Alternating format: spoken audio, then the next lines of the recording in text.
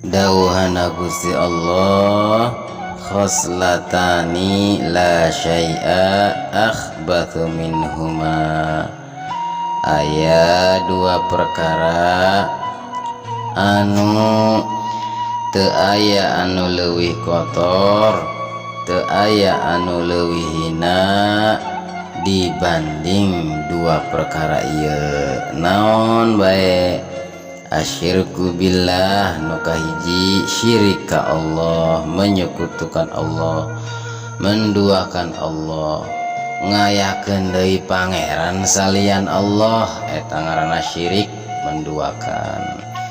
Atawa urang teu percaya kana ayana Allah, eka eta oge sarua teu ngimankeun syirik Allah. Tak teu aya anu leuwih hina, teu aya anu leuwih rendah dibanding syirik. Hiji tah waddarru bil muslim, jeung ngabahayakeun ka sesama muslim. Teu aya anu leuwih hina, teu aya anu leuwih najis dibanding musyrika Allah sareng ngabahayakeun ka sesama muslim. Berarti kebalikan tinu kamari, malah sakabeh dosa Allah masih bisa mengampuni, sok sanajan dosana nyampe nyundul langit sampai mentog ka langit ka dasar bumi, tetep Allah masih ngahampura.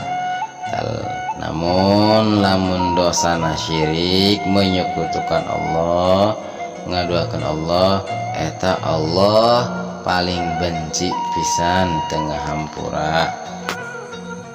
Panggoreng-gorengna jalma nyaeta jalma anu ngayakeun deui pangeran, ngayakeun deui sesembahan salian ti Allah. Kitu deui panggoreng-gorengna jalma anu ngabahayakeun ka sesama muslim.